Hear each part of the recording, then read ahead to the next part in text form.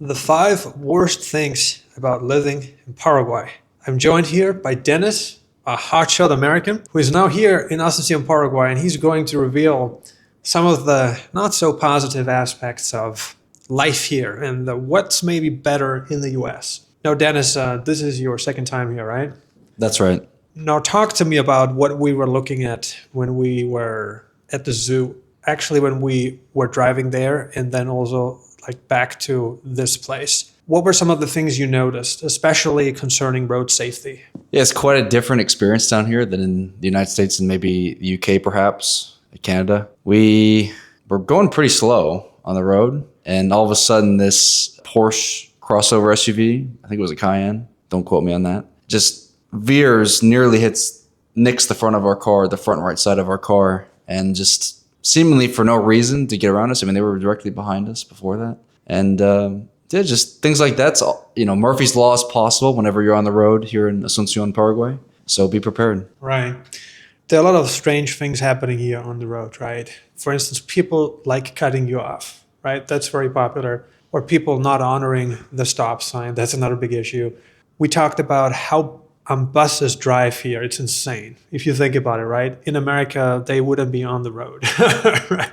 But in Paraguay, it's pretty much the Wild West. A lot of things are not being enforced, even though there are laws in place, they're not being enforced, right? What do you think about the roads in general? Are they good enough for you as an American? Or would you say that some work is needed? I know when we look at taxes, in America, you pay a lot more in taxes than you do in Paraguay, right?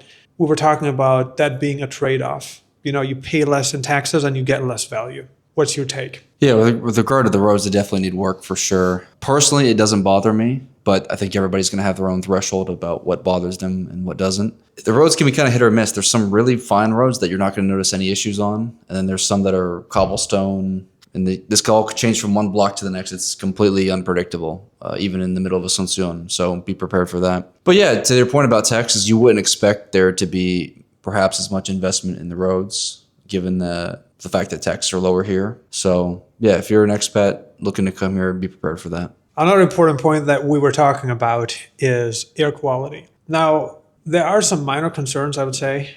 For some people, that's an issue, especially very sensitive groups. But as someone who has spent a lot of time in Asia and even parts of Eastern Europe, air quality is not a given anywhere these days. We have a lot of old vehicles on the road here in Paraguay. How would you rate the air quality here? Is it acceptable? Is it okay? Is it terrible? What's your take? Better than average for sure. My understanding, although I've been to a lot less places in the world than you have, my understanding is that the air quality in the Southern Hemisphere in general is superior to the Northern Hemisphere. So we're talking, it's generally worse in the United States, Europe, the northern part of Asia, Russia.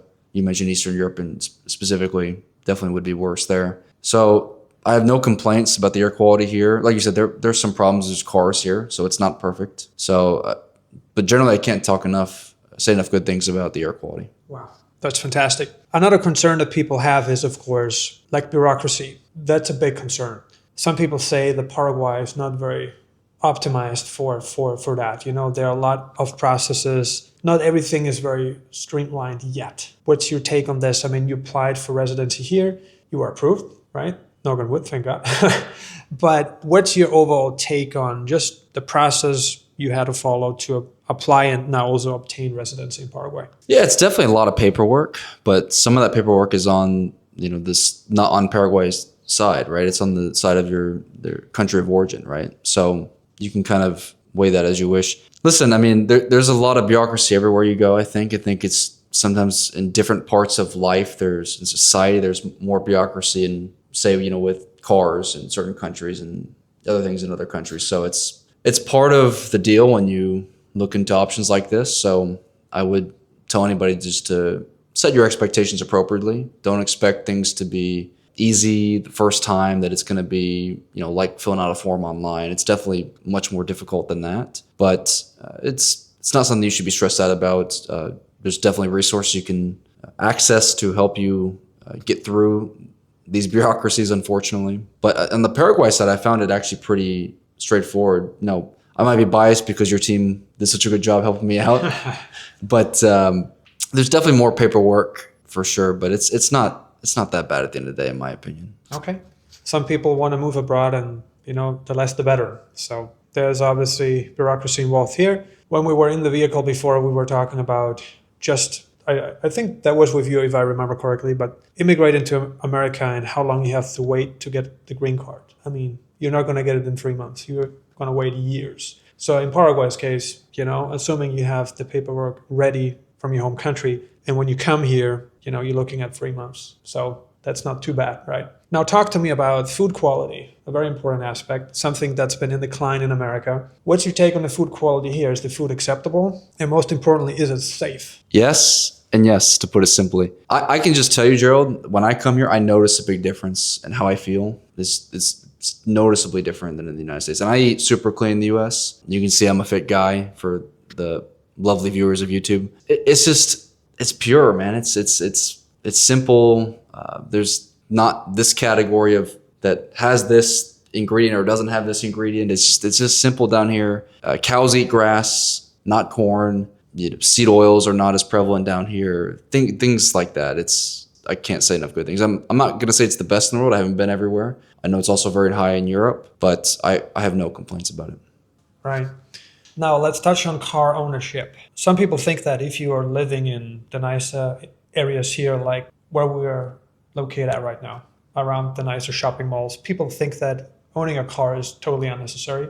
I kind of agree with that perspective because the roads here are not the best. And first in the video too, we touched on how road safety is just not that high here, right? But before, we had a very interesting incident with a brand new Porsche.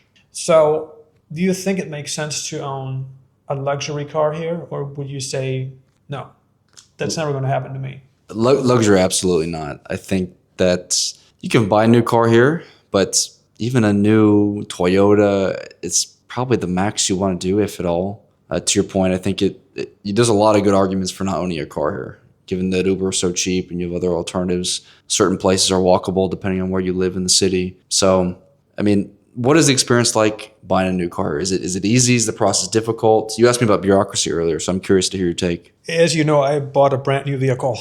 And I have stated early on how I would never do that in the US. And the used car market here is bad. Now, the problem is here that cars are not very well maintained. I think that's the biggest issue. Like, people don't do their service on time. They would drive the car many more miles than they should without an oil change, for instance. That's going to be an issue long term, I think. So when I bought my vehicle here, we talked about like transferring money from overseas into Paraguay.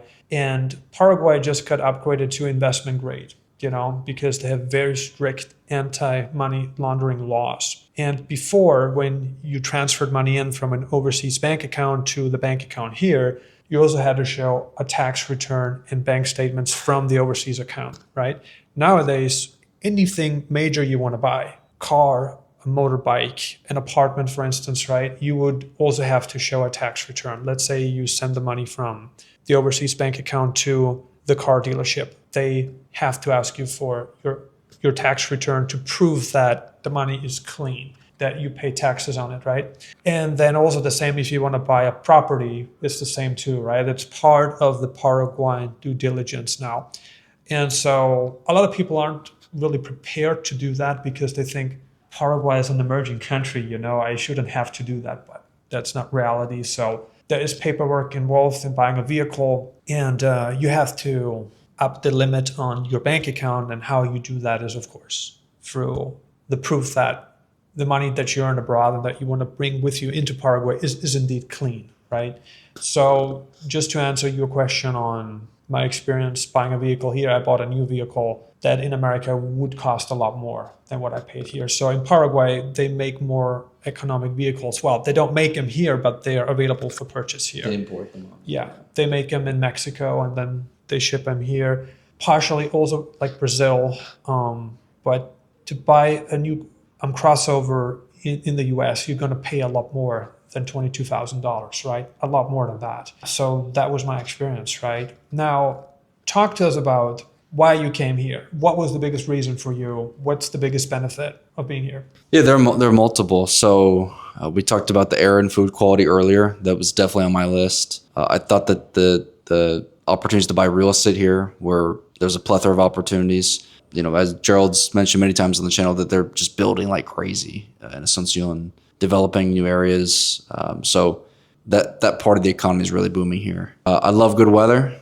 Who doesn't like good weather and palm trees? Right. If you don't, I think you're insane. So that's there are other lifestyle aspects that are really to enjoy here as well. And it's just a very calm vibe all around. I think anybody who's been here would agree with that. Another big component of moving abroad and whether you feel good at the new place is, of course, it's people. Some people think that the Paraguayans, they're like too quiet or they are not very direct. Do you think that's an issue? I personally don't see it as an issue. I mean, they are maybe more quiet than other cultures, but I don't necessarily think that's a bad thing. I quite enjoy the culture here, to be honest, and I think that Paraguayans should be very proud of their culture. Yeah, I think so too. And we talked about how Paraguayan culture compares to the one, for instance, of Colombia. There's a big difference there, a big difference. Well, I appreciate your perspectives. Thank you so much for your time. I appreciate it, Dennis. If you guys are interested in moving to Paraguay and want to obtain residency here in South America, go to nomadelite.com and click on book a consultation. I look forward to speaking with you and helping you relocate to this gorgeous country located in the heart of South America.